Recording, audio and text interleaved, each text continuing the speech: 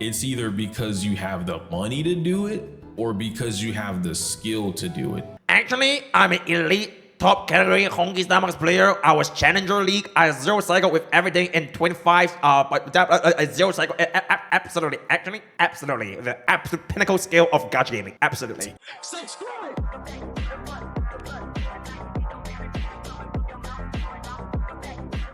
Ladies and gentlemen, we are gonna be back again with another video. By the time this video goes up, the HP inflation problem, that video should be up by now, where we go through the actual statistics of every single Memory of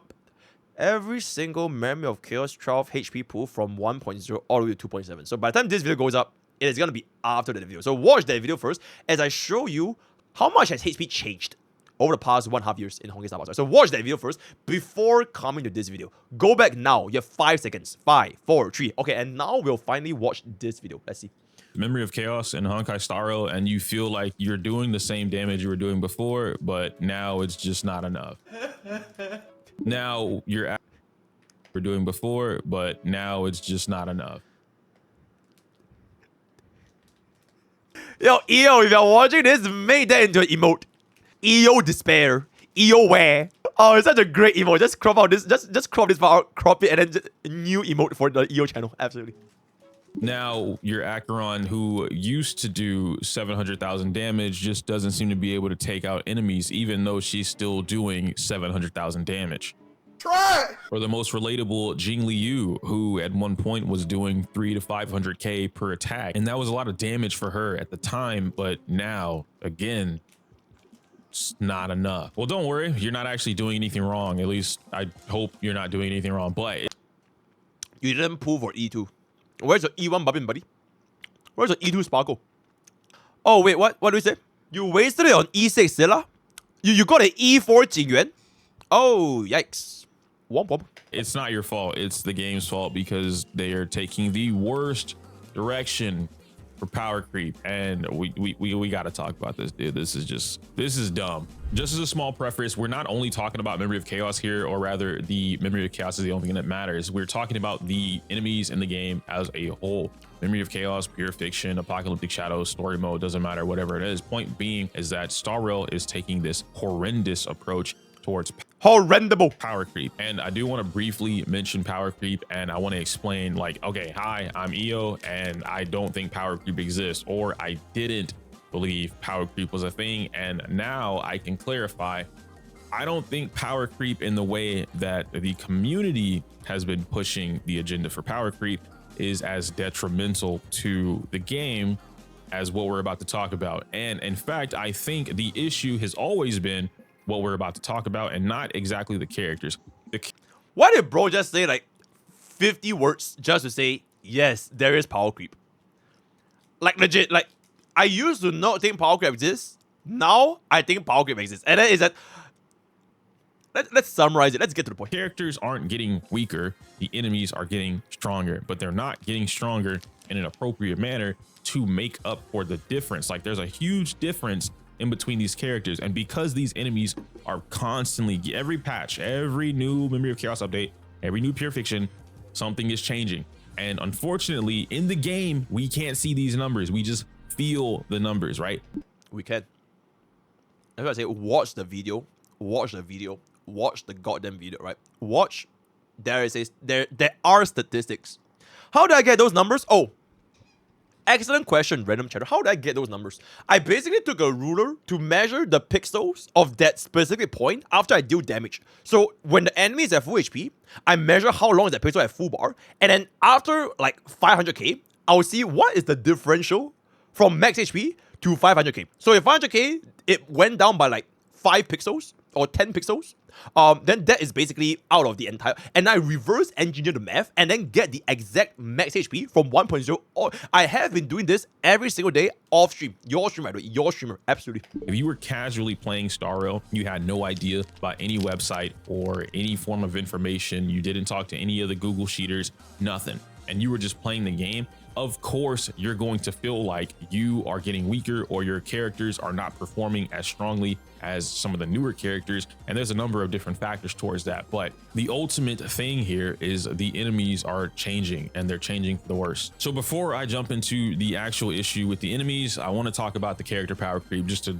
knock it out of the way, because I know that's going to be one of the comments. Character power creep is definitely a thing, but I don't think character power creep is as detrimental to what we should be focusing on. It's a gacha game. Of course, the newer characters are going to come out, they're going to release, and they're going to be stronger than the previous characters. However, I don't think that the power creep in honkaistarrail is as detrimental character-wise compared to anything else. The reason that I don't think this is simply because most of these characters coming out, especially some of the later halves, are characters that are fulfilling roles or fulfilling team conditions that were already put in place a year ago. The easiest example that I can use, and the only example that I really need to use, is going to be the follow-up attacking team. As of right now, the time of me recording this and the time of this video going live, the follow-up attacking team is the premier team. Fei Xiao's team is #1, but it's not Fei Xiao herself that is making this team #1. It is everyone. That's what everyone is. This is how we play Honkai Star Rail, guys.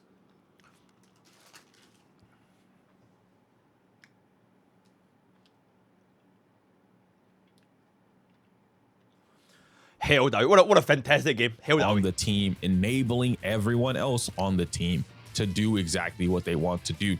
This is the perfect team in the game. If you want any definition or any example of what a team is supposed to play like, it is the Fei Xiao's follow-up attacking team. And it doesn't even have to be Fei Xiao. We saw this with Dr. Ratio. The main difference with Dr. Ratio was that Topaz required, quote unquote, E1S1 or some other form of using, for instance, silver and a light cone or whatever the case may be, in order to get out his maximum value, stacking up every single debuff all the time. At that time, though, most of the players, I won't say even most, I'll say like average player, right? The average player, the casual player, most of the time, they don't want to go out of their way to do anything that they don't have to, or rather they feel like they don't have to. And unfortunately, when it came to Dr. Ratio's team, even if you didn't have E1S1 Topaz, there were ways around doing what was required, i.e. giving the debuffs that were needed.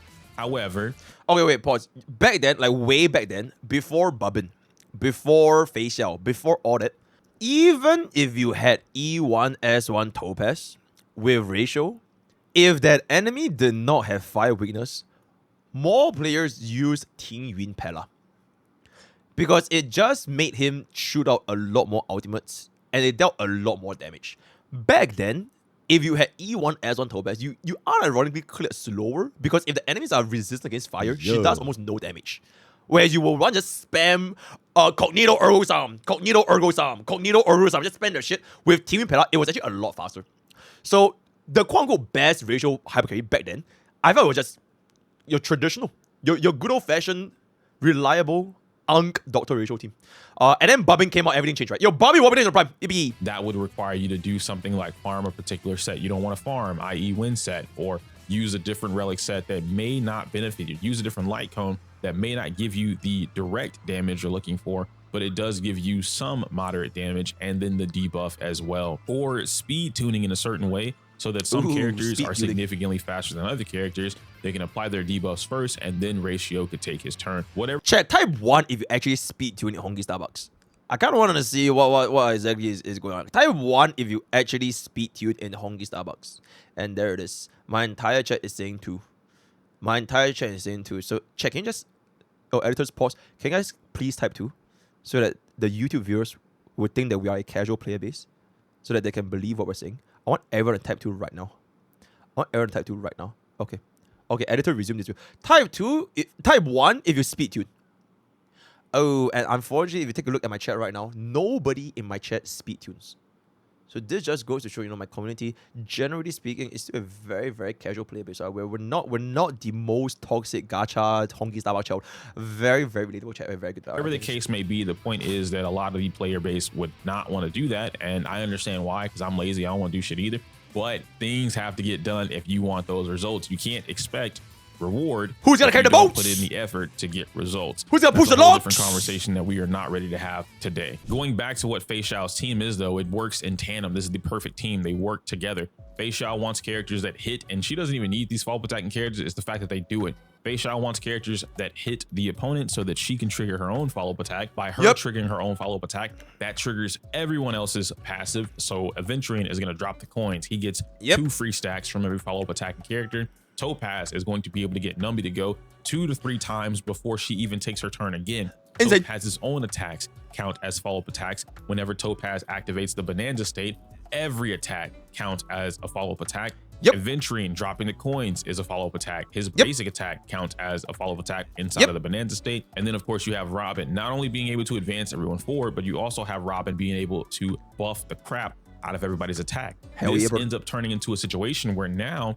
where you would benefit from having like a fire damage orb or an imaginary damage orb or a wind damage orb, you can make different choices to just max out like all the attack damage that you would want to have depending on who you have on the team. You can max out all the damage percent that you want to have depending on who you have on the team. Topaz is giving a huge crit damage buff to the entire team. Fei Xiao is giving her own huge damage buff to just herself. Aventurine is giving a crit damage debuff to the enemy. The team works so well together that there's quite literally nothing in the game they cannot touch. If we compare that to the previous top tier team, or rather the previous top tier unit, that would be Acheron. And then Acheron's team is unfortunately one of those teams, or rather one of the conditions where the player base did not want to play to her own strengths. I don't want to use 2 Nihility characters. I want to use my buffer character, my Bronya. I want to use my Sparkle or my Robin.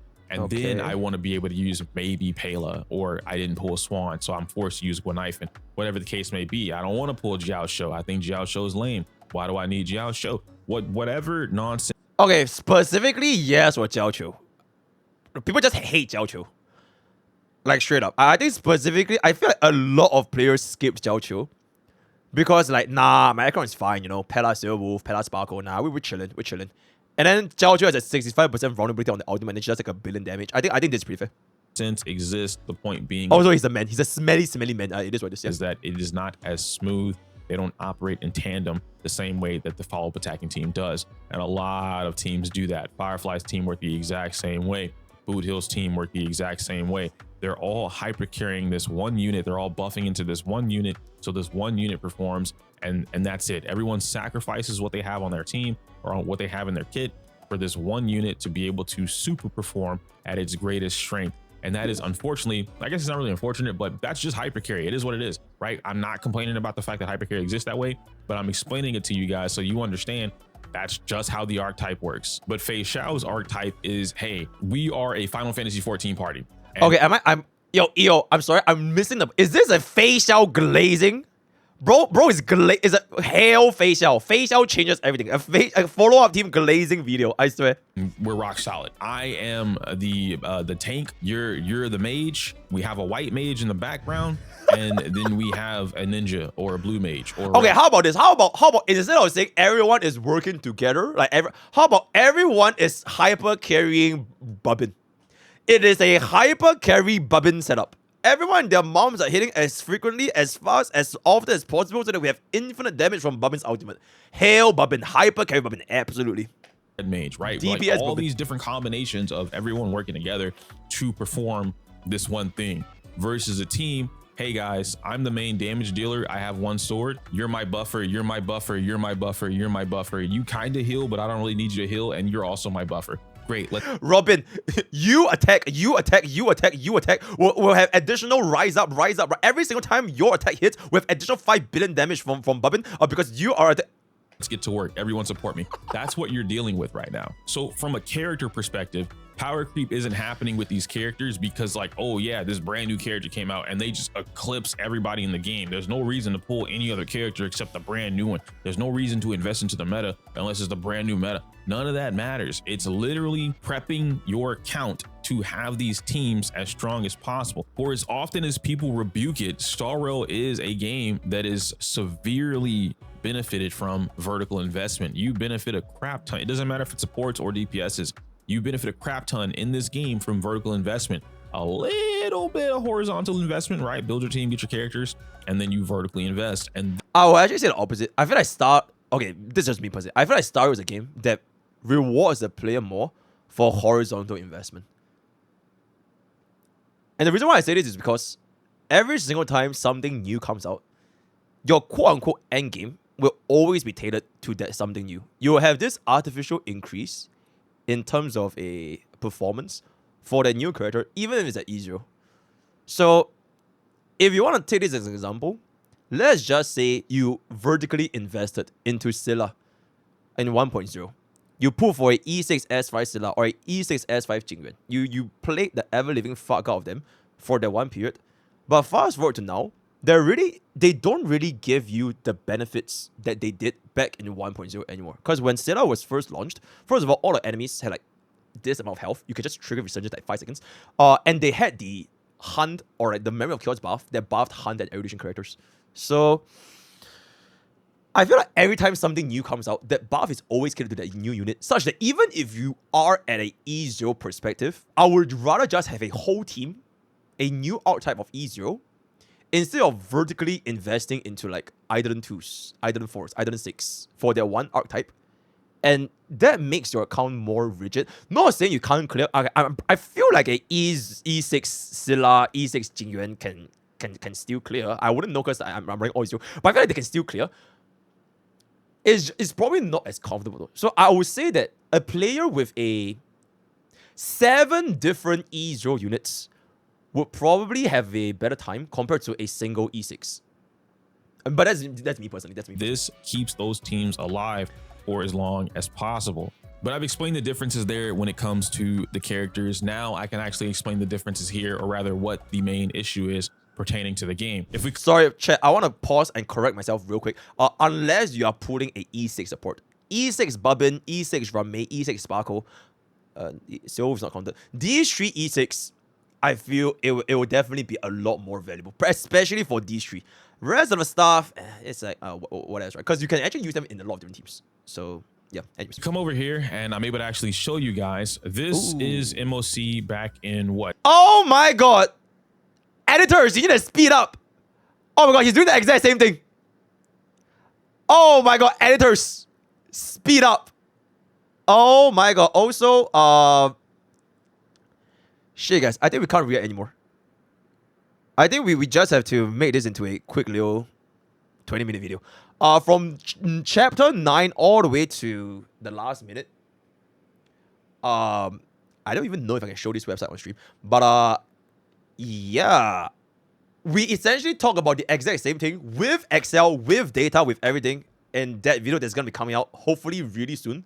Very take a look. But essentially, we just go through everything. So I'll just jump right into the conclusion. Very good. Nice, Zero let's go. cycles from being easily accessible. We talked about this on stream just like 2 days ago, or whenever this goes live, from me recording it 2 days ago.